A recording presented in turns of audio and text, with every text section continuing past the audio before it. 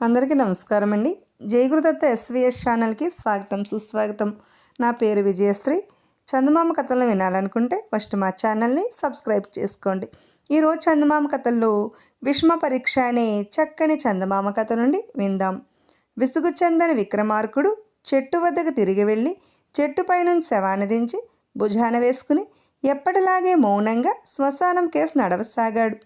అప్పుడు శవంలోని బేతాళుడు, రాజా, నిన్నెవరో తీవ్రమైన విషమ పరీక్షకు గురి చేసినట్టు నాకు తోస్తున్నది. ఈ పరీక్షలో నీవు నెగ్గుతావో లేదో నాకు తెలియదు, కానీ నీకు శ్రమ తెలియకుండా ఉండగలందుకు ఒక చిన్న కథ చెబుతాను విను అంటూ ఈ విధంగా చెప్పసాగాడు. ఒకానొక రాజుకు వరుసగా 4 ఆడపిల్లలు కలిగారు. కానీ ఒక్కరూ ఎక్కువ కాలం బతకలేదు.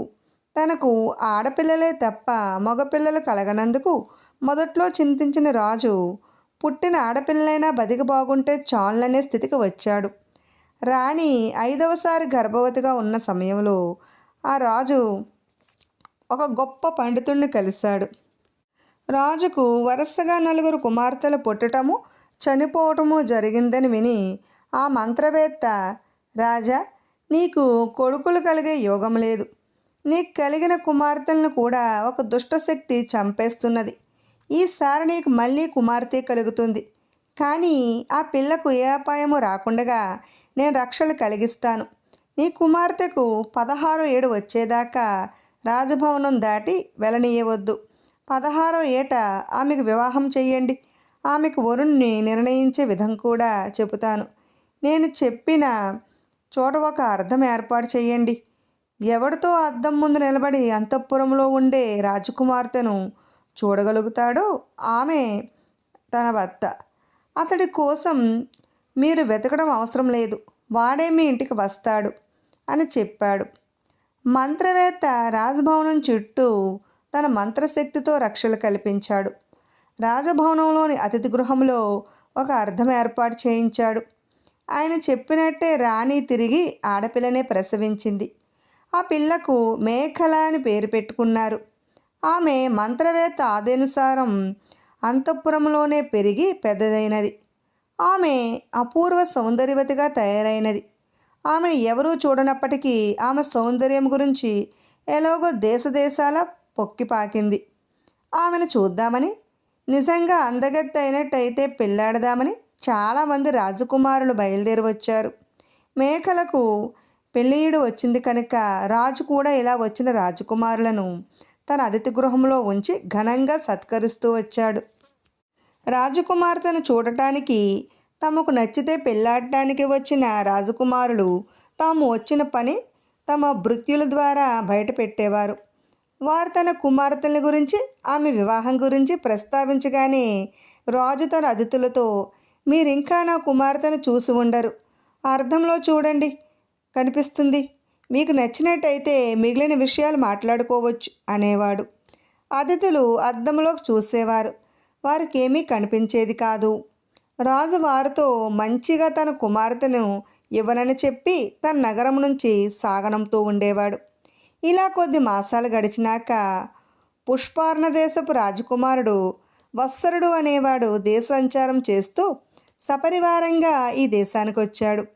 అతనికి మేకల సంగతి కూడా తెలియదు. రాజు అతడికి కూడా ఆతిథ్యమిచ్చి అతిథి గృహంలో బస చేయించాడు. అది వరకు వచ్చిన రాజకుమారులందరికన్నా ఈ వత్సరుడు తన కుమార్తెకు తెగనవరుడని రాజు కనిపించింది.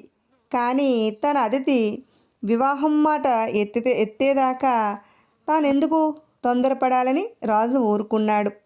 వత్సరుడు తన విడిది ప్రవేశించిన కొద్దిసేపటికే అతను అర్థం ముందుకు వెళ్ళటం తటస్థించింది. అతను అర్థంలోనికి చూడగానే అందులో తన ముఖం కనిపించడానికి బదులు అంతఃపురంలో ఉన్న మేకల కనిపించింది. అసాధారణమైన ఆమె అందం కంటపడుతూనే వత్సరుడు మూర్ఛపోయాడు. అతని మూర్ఛకు కారణం ఎవరికీ తెలియదు. అతని అనుచరులు ఆహాకారాలు చేశారు. రాజుగారు ఆందోళన పడుతూ వచ్చాడు. తన భృత్యులు శైత్యోపచారాలు చేసినాక వత్సరుడు లేచి కూర్చుని జరిగిన సంగతి చెప్పాడు. అతని అర్థంలో తన కుమార్తెను చూశాడని తెలియగానే రాజుకు సంతోషం కలిగింది. వత్సరుడు అద్దంలో తాను చూసిన పిల్లను వర్ణించినాక అతనే తన అల్లుడని రాజుకు రూఢి అయిపోయింది. ఆయన వత్సరుడితో ఉన్న సంగతంతా చెప్పి, నాయనా, నీవే నా కుమార్తెకు విధి నిర్ణయించిన భర్తవు. నీకు అభ్యంతరం లేని పక్షంలో మీ ఇద్దరికి త్వరలోనే ముహూర్తం చూసి పెళ్లి చేస్తాను అన్నాడు. ఇందుకు వత్సరుడు సంతోషంగా ఒప్పుకున్నాడు. అతడి అనుచరులు చాలా ఆనందించారు. సుముహూర్తాన వత్సరుడికి మేకలకు పెళ్లి అయినది. అత్తవారింట కొంతకాలం ఉండి వత్సరుడు భార్యతో సహా తన దేశానికి బయలుదేరాడు. వారు పడవలో ప్రయాణమై వెళ్తూ ఉండగా ఒక రాత్రి ఒక చిత్రం జరిగింది. వత్సరుడి భృత్యుల్లో కబరుడు అనే అవిటివాడికి ఒకడున్నాడు. వీడు ఒకప్పుడు వత్సరుడికి అంగరక్షకుడిగా ఉండేవాడు. ఒకసారి యుద్ధంలో కబరుడు వత్సరుడి ప్రాణం కాపాడి తన ఎడమ చేతిని పోగొట్టుకున్నాడు. ఆ విశ్వాసం కొద్దీ వత్సరుడు కబరుణ్ణి తన అనుచరుల్లో ఒక్కనిగా చేసుకున్నాడు. అందరూ పడవలో ప్రయాణిస్తూ ఉండగా ఒక రాత్రివేళ కబరుడికి 2 గొంతుకలు మాట్లాడుకోవడం దూరం నుంచి వినిపించింది. అత్తవారింటికి వెళ్తున్న ఈ కొత్త పెళ్లి కూతురికి 3 గండాలు కలగబోతున్నాయి అన్నది ఒక గొంతు. ఆ గండాలేవి అని మరొక గొంతు అడిగింది. వీరు గమ్యస్థానం చేరి పడవ దిగ్గానే నది ఒడ్డున రాజకుమారుడు బంగారు రంగు గల గుర్రాన్ని చూస్తాడు. దాన్ని ఎక్కాలని అతనికి కుతూహలం కలుగుతుంది. అతను దాన్ని ఎక్కగానే అది మాయమవుతుంది. భర్త కోసం దిగులుపడి రాజకుమార్తె మరణిస్తుంది అన్నది మొదటి గొంతు. అయ్యో, దీనికి విరుగుడు లేదా అని రెండో గొంతు అడిగింది. ఒకటే విరుగుడు. ఎవరైనా ఆ సమయానికి అక్కడ ఉండి రాజకుమారుడు ఎక్కే లోపుగా కత్తితో ఆ గుర్రాన్ని చంపేయాలి. ఇలా మొదటి గండం తప్పిన రెండో గండం ఉండనే ఉన్నది. అదేమిటంటే వీరు ఇంటికి రాగానే కట్టుకోవడానికి కొత్త బట్టలు ఇస్తారు. వాటిలో బంగారు పోగులతో చేసిన వస్త్రం రాజకుమార్తెను ఆకర్షిస్తుంది. ఆమె దాన్ని ధరించగానే నిలువునా కాలి బూడిదవుతుంది. ఆమె దాన్ని ధరించే లోపుగా ఎవరైనా ఆ వస్త్రాన్ని తీసుకుని నిప్పుల్లో వేసేస్తే ఆ గండం కూడా తప్పవచ్చు అన్నది మొదటి గొంతు. మూడో గండం ఏమిటి అని రెండో గొంతు అడిగింది. కోడల మెడలో అత్తగారు ఒక పచ్చల హారం వేస్తుంది. ఆ హారంలో ఉండే ఒక కీటకం రాజకుమార్తెను కరుస్తుంది. ఆ కాటుకు రాజకుమార్తె మరణిస్తుంది. ఆ సమయంలో ఎవరైనా రాజకుమార్తె చేతి రక్తం తీసి 3 బొట్లు ఆమె కళ్ళల్లో వేసినట్లయితే ఆ గండం కూడా తప్పుతుంది. ఆ తర్వాత ఆమెకు ఎలాంటి ప్రమాదము ఉండదు. కానీ ఈ గండాల రహస్యం ఎవరికైనా తెలిసినప్పటికీ వారు దాన్ని ఇంకెవరికీ చెప్పకూడదు. చెప్పినట్టయితే వారు శిలైపోతారు అన్నది మొదటి గొంతు. ఆ సంభాషణ అక్కడితో నిలిచిపోయింది. కబరుడు తాను విన్న విషయాలకు మొదటి ఆశ్చర్యపోయాడు. తన యువరాజు భార్యకు గండాలు కలగబోతున్నాయని భయపడ్డాడు. ఆ తర్వాత వాటిని తానే తొలగించడానికి నిశ్చయించుకుని తనకి సంగతి ముందుగానే తెలిసినందుకు సంతోషించాడు. తాను విన్న సంభాషణ పడవలో మరెవరికీ వినిపించలేదని కబరుడు గ్రహించాడు. అంతా కబరుడు విన్నట్టే జరిగింది. రాజకుమారుడు పడవలో నుంచి దిగుతూ ఉండగానే ఒడ్డున బంగారంలో మెరిసిపోయే గుర్రం కనిపించింది. కానీ అతను దాన్ని ఎక్కేలోపుగా కబరుడు కత్తితో దాన్ని మెడ ఒక్క వేటును నరికేశాడు. ఏం పని చేశావు, ఎందుకు ఇలా చేస్తావు అని రాజకుమారుడు కబరుడు పైన విసుక్కున్నాడు. మంచికే చేశాను, నన్నేమీ అడగవద్దు అని కబరుడు మొండిగా అతడికి జవాబిచ్చాడు. రాజభవనంలో నూతన దంపతుల కోసం కొత్త బట్టలు తెప్పించారు. అందులో ఒకటి అచ్చమైన జరీ బట్ట. మేకల దాన్ని తీసుకునే లోపల కబరుడు ఆ బట్టను తీసుకుని పరిగెత్తిపోయి పాకశాలలోని అగ్నిగుండంలో వేసేశాడు. ఈసారి వత్సరుడికి కబరుడు పైన మరింత కోపం వచ్చింది. కానీ కబరుడు వెనకటిలాగే అంతా మంచికే చేశాను, నన్నేమీ అడగవద్దు అని పెడసరంగా జవాబు చెప్పినట్టు చెప్పాడు. ఎంతలోనే వత్సరుడు తల్లి పచ్చల హారం తెచ్చి తన కోడల మెడలో వేసింది. ఆ హారం మెడలో వేసుకున్న మరుక్షణమే మేకల స్పృహ తప్పి పడిపోయింది. అందరూ కొయ్యబారు చూస్తూ ఉండగా కబరుడు చప్పున తన చాకు తీసి మేకల చేతిని దాని మొనతో గీసి రక్తం తీసి మేకల కళ్ళల్లో వేశాడు. మేకల మరణించినట్టు అంతవరకు ఎవరూ గమనించలేదు.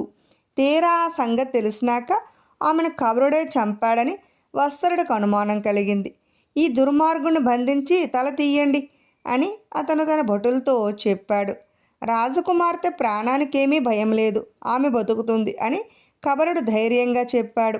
కొంతసేపు చూశారు కానీ మేకలకు ప్రాణం తిరిగి రాలేదు.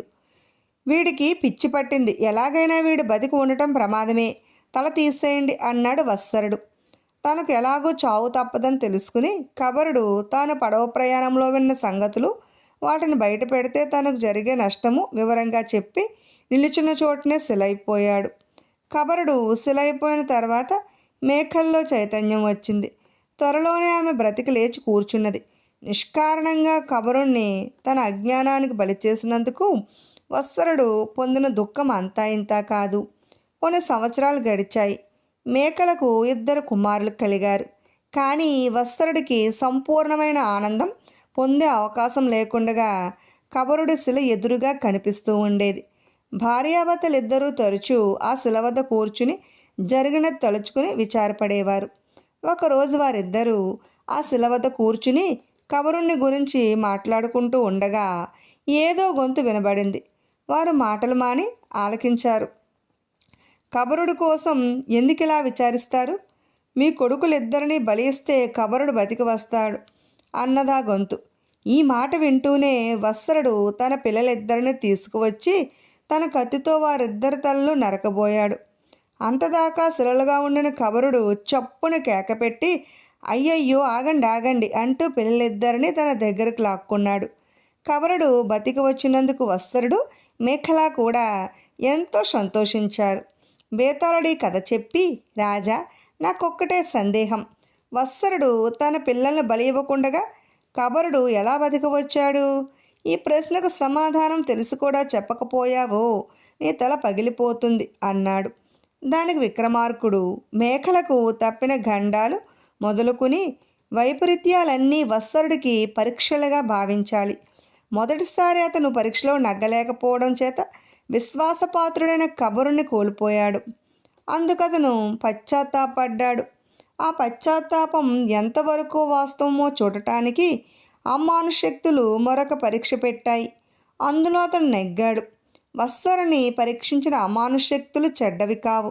వాటికి కావలసినది వత్సరుడి పిల్లలను బలికొనటం కాదు, వత్సరుడి శీలం ఎలాంటిదో తెలుసుకోవటమే. అందుకే వారి ప్రాణాలకు అపాయం కలగకుండగానే కబరుడు తిరిగి బతకడం జరిగింది అన్నాడు. రాజుకి విధముగా మౌనభంగం కలగగానే బేతాళుడు శవంతో సహా మాయమై మళ్ళీ చెట్టెక్కేశాడు. ఇప్పుడు చ్యవనుడి కథ అనే మరో చక్కని చందమామ కథను విందాం. భృగుడు పురాణాల్లో ప్రసిద్ధికెక్కినవాడు. ఈయన బ్రహ్మ హృదయంలో నుంచి పుట్టాడు. ఈయన పెద్ద భార్యకు కవి అనే కొడుకు పుట్టాడు. ఆ కవి కొడుకే దానవుల గురువైన శుక్రాచార్యుడు. ఒకసారి రాక్షసులను దేవతలు తరుముకురాగా భృగుపత్ని వారిని కాపాడిందట. అప్పుడు దేవతల పక్షాన విష్ణువు వచ్చి తన చక్రాయుధంతో భృగుడి భార్యను చంపేశాడు. భృగుడు విష్ణువుపై అలిగి, నీవు మానవ జన్మెత్తి భార్యావియోగం అనుభవించు అని శపించాడట. దాని ఫలితంగా విష్ణువు రాముడై పుట్టి సీతావియోగం అనుభవించాడట. భృగుడికి ఇంకా ఇతర భార్యలు ఉండేవారు. వారిలో పులోమ అనే ఆమె ఒకతే. ఒకనాడు భృగుడు పులోమను అగ్నిగృహంలో అగ్ని కార్యాలు చూస్తుండమని చెప్పి తాను ఎటో వెళ్ళాడు. ఆ సమయంలో పులోముడనే రాక్షసుడు వచ్చి పులోమను చూసి అగ్నిని ఈమె ఎవరు అని అడిగాడు. ఈమె పేరు పులోమ, భృగుడి భార్య అని అగ్ని సమాధానం చెప్పాడు. అది విని పులోముడు, ఈమెను నేను మొదట వరించాను, తర్వాత ఈమెను భృగుడు పెళ్లాడేశాడు అంటూ పంది రూపం ధరించి గర్భవతిగా ఉన్న పులోమను ఎత్తుకుని పారిపోసాగాడు. అప్పుడు ఆమె గర్భంలో ఉన్న శిశువు అలిగి బయటకు వచ్చి పులోముని తీక్షణంగా చూసేసరికి పులోముడు నిలువునా కాలి బూడిదైపోయాడు. ఆ శిశువే చ్యవనుడు. అద్భుత శక్తులు కలవాడు. చ్యవనుడు అనేక సంవత్సరాల పాటు ఘోర తపస్సు చేశాడు. అతని చుట్టూ పుట్టలు పెరిగిపోయాయి. వైవస్వతవు మనువు కుమారుడైన శర్యాతి అనే రాజు తన కుమార్తె అయిన సుకన్యతోనూ సైనిక పరివారంతోనూ అరణ్యంలో సంచరిస్తూ చవనుడు తపస్సు చేసుకునే ప్రాంతానికి వచ్చాడు. చవనుడు చుట్టూ ఉన్న పుట్ట నుంచి మెరుపులాంటి కాంతులు రావటం గమనించి సుకన్య తమ సేవకుల చేత పుట్టను తవ్వించింది. అలా తవ్వటంలో చవనుడి శరీరానికి గాయం తగిలి రక్తం వచ్చింది. చవనుడికి కోపం వచ్చి శర్యాతి సేనలకు మలమూత్రాలు రాకుండా చేశాడు. సైనికులు భరించరాని బాధకు గురయ్యారు. అప్పుడు సుకన్య చేసిన తప్పు వలనే తమ సైనికులకు ఈ ఇక్కట్లు వచ్చినట్లు తెలుసుకుని శర్యాతి చవనుడన్న చోటుకి వెళ్ళి క్షమాపణలు వేడాడు. తన కుమార్తె పసితనం చేత తెలియక తప్పు చేసిందని అతడికి విన్నవించుకున్నాడు. నీ కుమార్తెను నాకు ఇచ్చి పెళ్లి చేస్తే నా కోపం ఉపసంహరించుకుంటాను అన్నాడు చవనుడు. శర్యాతి ఎందుకు ఒప్పుకుని సుకన్యను చవనుడికిచ్చి పెళ్లి చేశాడు. చవనుడు వయసు మళ్ళినవాడు, ముక్కోపి అయినప్పటికీ సుకన్య తన భర్తను ఎంతో భక్తి శ్రద్ధలతో కొలిచి ఆయన అభిమానాన్ని సంపాదించుకున్నది. ఒకనాడు అశ్విని దేవతలు చవనుడి ఆశ్రమానికి వచ్చారు. చవనుడు వారితో, మీరు నా ముసలితనం పోగొట్టే యవ్వనమిచ్చినట్టయితే శర్యాతి చేయబోయే యజ్ఞంలో మీకు సోమపానం ఇప్పించి యజ్ఞభాగం దక్కేలాగా చేస్తాను అన్నాడు. వారందుకు ఒప్పుకుని, మేము చెప్పిన ప్రకారం చెయ్యి, నీకు యవ్వనం ఇప్పిస్తాము అన్నారు. వారు చవనుడితో ఏమి చెయ్యాలో చెప్పి సుకన్య వద్దకు వెళ్ళి, అమ్మా, నీవు పొడుచుదానవు, ఈ ముసలి భర్తతో ఎందుకు కాపురం చేస్తావు? మా వెంట వచ్చినట్టయితే నీకు నవయవ్వనుడైన భర్తను చూపిస్తాము అన్నారు. సుకన్య ఈ మాటలు విని మండిపడి చవనుడితో చెప్పింది. చవనుడు ఏమాత్రమూ ఆగ్రహించక, వారు చెప్పినట్టే చేసి యువకుడైన భర్తను సంపాదించుకో అన్నాడు. అప్పుడు సుకన్య అశ్విని దేవతల వద్దకు వచ్చి, మీ వెంట వస్తాను, మీరు చెప్పినట్టు నాకు యవ్వనవంతుడైన భర్తను చూపండి అన్నది. అప్పుడు అశ్విని దేవతలు ఆ సమీపంలో ఉన్న కొలంలో మునిగారు. అదే సమయంలో చవనుడు కూడా వచ్చి ఆ కొలంలోనే మునిగారు. తర్వాత ముగ్గురు అందమైన యువకులుగా మారిపోయి కొలంలో నుంచి పైకి వచ్చి సుకన్య ఎదుట నిలిచారు. వారిలో తన భర్త ఎవరో తెలుసుకోలేక సుకన్య తన భర్తను చూపమని అశ్విని దేవతలను ప్రార్థించింది. వారు ఆమెకు చవనుని రూపం చూపారు. అది మొదలు సుకన్య యవనవంతుడైన చవనుడితో తమ ఆశ్రమంలో సుఖంగా కాపరం చేస్తూ వచ్చింది. కొంతకాలం గడిచింది. శర్యాతి తన కూతురుని అల్లుణ్ణి పిలుచుకుపోదామని వచ్చాడు. తన కుమార్తె తన ముసలి భర్తతో కాపరం చేస్తూ ఉండటానికి బదులు ఎవడో కుర్రవాడితో కులుకుతూ ఉండటం చూసి ఆమె శీలం చెడిపోయింది అపోహపడి దుఃఖించాడు. సుకన్య తన తండ్రితో, ఆ సుందరాకారుడైన యువకుడు తన భర్త అయిన చవనుడేనని అశ్విని దేవతల అనుగ్రహం చేత యవ్వనవంతం వచ్చిందని చెప్పి ఆయనకు సంతోషం కలిగించింది. శర్యాతి యజ్ఞం చేశాడు. చవనుడు తాను అశ్వినులకు ఇచ్చిన మాట ప్రకారం ఆవిర్భాగం ఇప్పించకపోతే వారు అందుకు అర్హులు కారని ఇంద్రుడు అభ్యంతరం చెప్పాడు. చవనుడు ఇంద్రుని లక్ష్యపెట్టక వారి భాగం వారికి ఇప్పించాడు. ఇంద్రుడు కోపం వచ్చి వజ్రాయుధం ఎత్తి చవనుని కొట్టబోయాడు. ఇంద్రుడెత్తిన చెయ్యి అలాగే స్తంభించిపోయేటట్టు చేశాడు చవనుడు. అంతటితో పోనీయక చవనుడు హోమం చేసి మందుండే రాక్షసుడిని ఉద్భవింపచేశాడు. ఆ రాక్షసుడు కాస్త అక్కడ చేరిన దేవతలను మింగబోయాడు. ఇంద్రుడు బెదిరిపోయి చవనుడి కాళ్ళు పట్టుకున్నాడు. ఇంద్రుడి ప్రతాపం అణిగాక ఇతర దేవతలతో పాటు అశ్వినులు కూడా సోమపానం చేశారు. ఒకప్పుడు చవనుడు గంగా యమున సంగమం వద్ద నీటిలో మునిగి 12 ఏళ్ళు తపస్సు చేశాడు.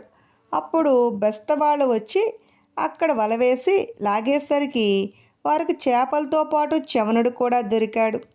ఆయనను చూసి బెస్తలు క్షమాపణలు వేడుకున్నారు.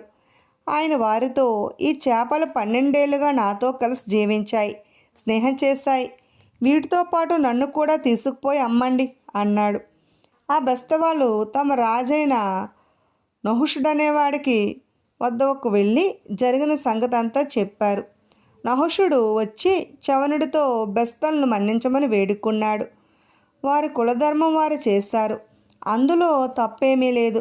కావలిస్తే వారికి నా శరీరం వెల ఇచ్చి నన్ను విడిపించు అన్నాడు చవనుడు రాజుతో. ఈ బెస్తలకు 1000 మాడలిచ్చి పంపేయండి అని రాజు తన భృత్యులను ఆజ్ఞాపించాడు. అది నాకు సరైన వెల కాదు అన్నాడు చవనుడు. రాజు 1,000,000 మాడలిస్తానన్నాడు. అర్ధరాజ్యం ఇస్తానన్నాడు. తన రాజ్యమంతా కూడా ఇస్తా అన్నాడు. కానీ ఇవేమీ తనకు సరైన మూల్యం కాదన్నాడు చవనుడు. రాజు ఏమి చేయడానికి తోచక తికమక పడుతూ ఉండగా గవిబాగుడనే ముని వచ్చి రాజుతో, బ్రాహ్మణుడికి గోవుకు ఒకటే విలువ, బెస్తలకు ఒక గోవు ఇచ్చి చవుణ్ణి విడిపించు అని సలహా ఇచ్చాడు. తనకు మారుగా ఒక గోవునిస్తానని రాజు అనగానే చవనుడు తృప్తిపడ్డాడు. రాజు వద్ద గోవును పుచ్చుకున్న బెస్తలు దాన్ని చవనుడికే దానం చేశారు. చవనుడు సంతోషించి బెస్తలకు చేపలకు కూడా ఉత్తమ లోకాలు కలిగేటట్టు ఆశీర్వదించాడు. ఒకప్పుడు దేవతలు తమలో తాము మాట్లాడుకుంటూ భృగువంశము కుశిక వంశము కలిసిపోతాయని చెప్పుకుంటుంటే చవనుడు విన్నాడు. అలా జరిగితే తమ వంశం సంకరమైపోతుందని అతడికి బాధ కలిగింది. ఏదో మిష మీద కుశిక వంశాన్ని నిర్మూలించాలని నిశ్చయించుకుని చవనుడు కుశికుడి ఇంటికి వెళ్ళాడు. రాజు రాణి కూడా ఆయనకు ఆతిథ్యం ఇచ్చి తమ నుంచి ఏమి సేవలు కావాలో కోరుకోమన్నారు. అప్పుడు చవనుడు వారి చేత సమస్త సేవలు చేయించుకుని, నేను నిద్రపోతాను, నిద్ర లేచేదాకా నాకు మీరిద్దరూ కాళ్ళు పట్టండి, నేనే నిద్ర లేచేదాకా నాకు నిద్రాభంగం కలగకుండా మాత్రం జాగ్రత్తగా చూడండి అన్నాడు. చవనుణ్ణి అంతఃపురంలో పక్క మీద పడుకోబెట్టి కుశికుడు అతని భార్య కాళ్ళు వత్తసాగారు. ఆ పడుకోవడం చవనుడు 21 రోజు నిద్రపోయాడు. అంతకాలము నిద్రాహారాలు మాని రాజదంపతులు ఆయన కాళ్ళు పడుతూనే ఉన్నారు. ఆ తర్వాత చవనుడు నిద్రలేచి వారిని పలకరించకుండానే బయటకు వెళ్ళిపోయాడు. రాజదంపతులు ఆయన వెనకనే వెళ్ళారు. కొంత దూరం వెళ్ళినాక చవనుడు అదృశ్యమయ్యాడు.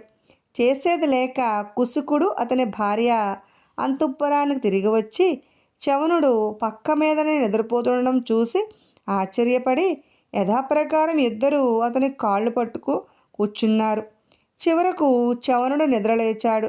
రాజదంపతులు అతనికి తలంటి స్నానం చేయించారు. నన్ను రథం మీద కూర్చోబెట్టి మీరిద్దరూ లాగండి అని చవనుడు వారిని అడిగాడు. ఆ ప్రకారమే వాళ్ళు ఆయనను ఒక రథంలో కూర్చోబెట్టి తమ మెడకు తాళ్ళు తగిలించుకుని రథాన్ని లాగారు. లాగుతున్నంతసేపు చవనుడు వారిని ముళ్ళుకర్రతో పొడిచాడు. వారిద్దరి దేహాలు రక్తంతో తడిసిపోయాయి. తాను ఇంత చేసినా రాజదంపతుల సహనశక్తి నశించిపోవడం చూసి చవనుడు ఆశ్చర్యపడి రథం దిగి వారి శరీరాలు తాకాడు. వెంటనే వారి గాయాలు మాయమైపోయాయి. బడలికపోయింది. ఇద్దరు యవ్వనవంతులయ్యారు.